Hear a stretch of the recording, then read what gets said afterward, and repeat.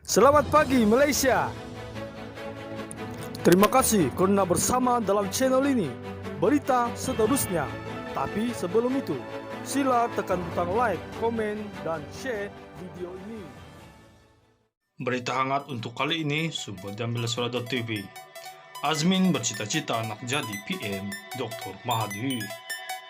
Kuala Lumpur, bekas Perdana Menteri Tun Dr. Mahathir Mohamad mengemukakan hujah balas menyangkal dakwaan Menteri Kanan Kementerian Perdagangan Antarabangsa dan Industri (MITI) Datuk Seri Muhammad Azmin Ali.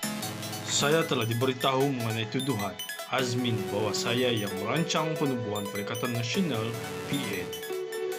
Saya telah berkali-kali terangkan bahwa ini tidak benar sama sekali kerana PN itu dianggotai oleh klub terat dan ditunjangi oleh UMNO secara en bloc. Jika saya merancangnya, mengapa perlu saya tolak apabila ia menjadi kenyataan, dan jika saya terima, sudah pasti saya kekal sebagai Perdana Menteri seperti yang diakui sendiri oleh Azmin. Keduanya, jika ada sesiapa yang beria merancang menubuhkan kerajaan PN dan keluar Pakatan Harapan, sudah pastinya ia Azmin dan juga Muhyiddin yang mendapat hasil paling lumayan. Jangan lupa ketika semua ini berlaku, kedudukan Azmin di dalam keadilan dan juga PH amat terancam. Anwar dan penyokong-penyokongnya merancang dan usaha untuk menjatuhkan Azmin, dan ini bermula sejak pemilihan di dalam keadilan.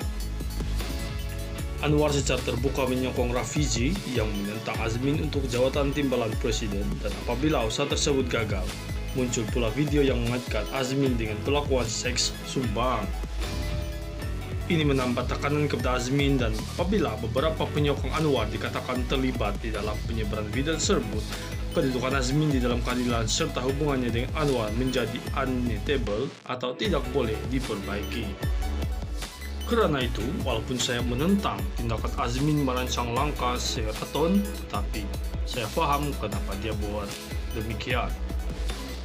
Ini kerana baginya yang paling penting ialah menyikat Anwar dari menjadi Perdana Menteri. Tapi jika PH terus memerintah, sudah pasti Anwar akan berpeluang menjadi PM.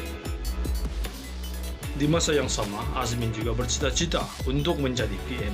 Kerana itu dia bergabung dengan Muhyiddin, dan amat jelas hari ini Azmin diletak oleh Muhyiddin sebagai de facto timbalan Perdana Menteri. Selain itu, saya pasti Azmin telah membuat perancangan membentuk kerajaan PN dan langkah Sheraton agak lama, kerana saya percaya tidak mudah untuk dia meyakinkan 9 ahli parlimen keadilan untuk ikut serta dalam langkah Sheraton itu. Dan Azmin tahu bahawa jika sekadar bersatu menarik diri dari PH, ia pasti tidak cukup untuk menjatuhkan kerajaan PH. Tetapi apabila Azmin ikut serta, maka secara langsung kerajaan PH hilang majoriti dan jatuh. Di pihak Muhyiddin dan Hamzah Zainuddin pula, mereka coba meyakinkan saya bahawa Anwar dan Daya EAP sedang merancang untuk menjatuhkan saya, dan kerana itu perlu saya bergabung dengan parti-parti Melayu yang lain untuk membalas perancangan itu. Ketika ini sedang dirancang, UMNO atau lebih tepat lagi Najib menghasut kumpulan-kumpulan Melayu supaya membenci PH yang dikatakan dikuasai oleh DAP.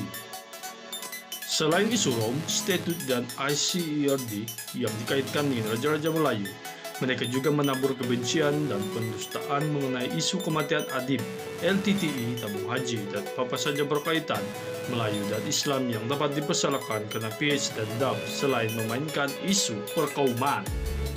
Keadaan menjadi agak tegang, dan orang-orang Melayu yang terpengaruh dengan kleoptrat tersebut telah mula menunjukkan sikap agresif dan hilang pertimbangan.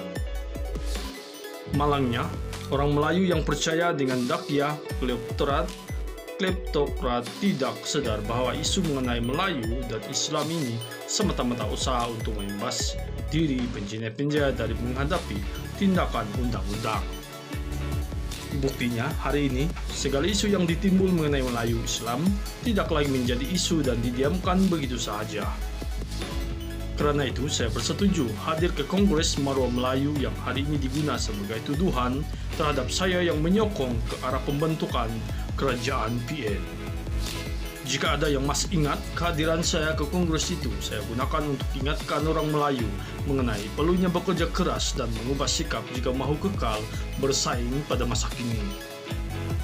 Bagi saya, lebih baik saya yang hadir dan menerajui kongres itu dari benarkan klub kleptokrat gunakan sebagai pentas untuk memanjangkan agenda perkauman dan anti bukan Melayu dan Islam.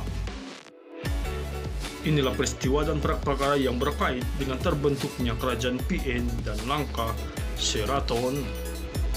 Pendirian saya ialah saya menolak sebarang kerjasama dengan kleptokrat dan secara langsung menolak UMNO secara en bloc dan kekal bersama PH pada ketika itu. Apa komen Anda? Jika suka melihat video di dalam channel saya, sila like dan share bareng rekan Anda. Kita jaga kita. Selamat pagi Malaysia.